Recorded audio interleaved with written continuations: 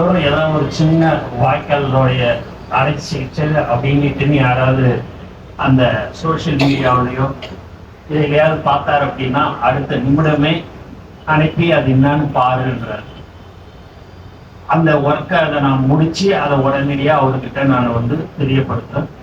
அது நம்ம தொகுதி மட்டும் இல்லை, அது எந்த தொகுதியாக இருந்தாலும் அவருடைய கவனத்துக்கு போச்சுன்னா அடுத்த நிமிடமே அனுப்பிடுறாரு.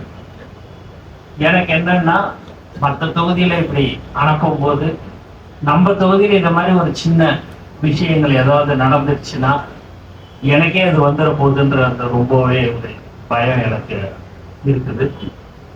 அதனாலதான் நான் முன்கூட்டியே இந்த மழைக்கு முன்னாடி நம்ம என்னெல்லாம் இந்த தொகுதிக்கு செய்யணும், எப்படி நம்ம எல்லாமே செஞ்சுக்கலாம் அப்படின்றத நீங்க சொல்லணுன்றதுக்கோசம் தான் நான் உங்களை அழைச்சேன்.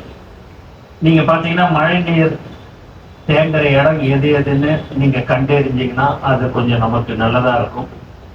அதுக்கப்புறம் கூடுமான வரைக்கும் நமக்கு மழை நீர் தேங்குறதுக்கு காரணமே இந்த கட்டிட கழிவுகள்லாம் நீங்க பாத்தீங்கன்னா எல்லா இடத்துலயும் பில்டிங் இடிச்சு போட்டுட்டு எல்லாத்தையுமே வந்து அந்தந்த தெருவுலயே அப்படியே போட்டுடுறாங்க.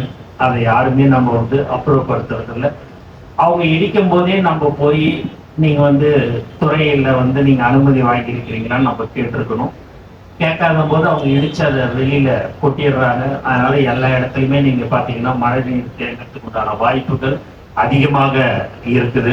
எந்தெந்த இடத்தெல்லாம் வந்து சிசிடிவி கேமரா போட்டணும் அப்படின்னு நீங்க தெருவுக்கு தெருவுக்கு சொன்னீங்களோ அதை அனைத்தும் அடுத்த வாரத்திலேருந்து அதுக்குண்டான வேலைகள் ஆரம்பிக்கப்பட இருக்குது. அதை நீங்க கலந்து பேசி நான் உங்ககிட்ட அனுப்பி வைக்கிறேன். அவங்ககிட்ட நீங்க கலந்து பேசி அதை செஞ்சிருங்க. ஏன்னா முந்தா நாள் வந்து ஒருத்தவங்க சொன்னாங்க, வேற ஒரு கட்சியிலேருந்து வந்து மாமூல் கேட்குறாங்க, இவங்களும் கேட்குறாங்க பிறகுன்றதை நம்மளை சொல்றாங்க. ஏன்னா நம்ம பேரை சொல்லி வேற யாரோ அதை வந்து செய்கிறாங்க. அது யாராக இருந்தாலும் சரி சார், கடுமையான நடவடிக்கை நீங்கள் எடுங்க. எந்த ஒரு இதுவும் இடையூறும் உங்களுக்கு இருக்காது.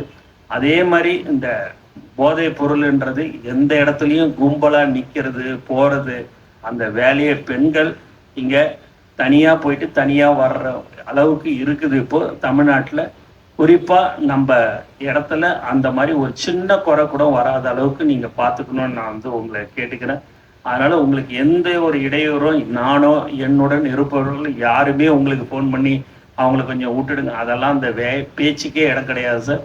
அதனால் நீங்கள் தாராளமாக நீங்கள் கடுமையான